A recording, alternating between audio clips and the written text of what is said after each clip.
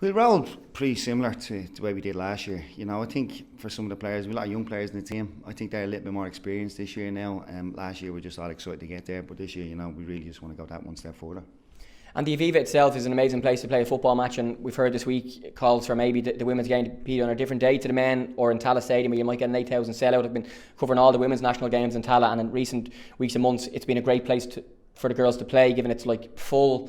This place won't even be full for the men's match. Have you heard that debate, and what's your thoughts on it? Yeah, I've seen that on social media, some of the comments being made, but I think the girls, in fairness to them, they really want to play here.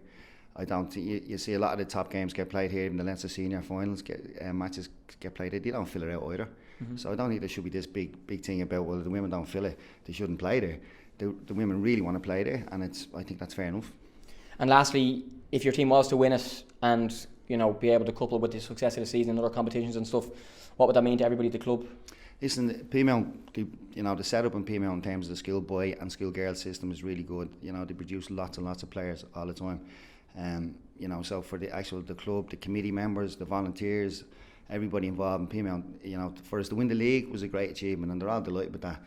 So everybody's just looking forward to putting in a good performance now on Sunday. James, best of luck. Thanks for your time. Great stuff. Thanks, Jamie. First time I'd heard it was last year when we played here, and I know they kind of packed out the far side of the stadium. And for the players we spoke to, they just said, look, they wouldn't care if the place was empty. For them, it's about coming to their national stadium and getting an opportunity to play on that pitch. And they come here and they see the men's first team. I know you can argue the women's senior national team don't play here, and I know they packed out Tala the last day, and it's probably something that is what they want to aim towards. But just for our girls, those opportunities maybe don't come as often.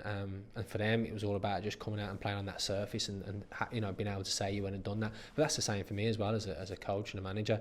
Being able to say that I was on the sideline here it's absolutely fantastic. And whilst some of the supporters that came in to watch us would have stayed on and maybe watched the men's game, I don't think too many are coming in that little bit earlier to catch our game with the with the idea of mainly coming in to watch the men. So maybe it's whether it's easier to organise with the two on the same day.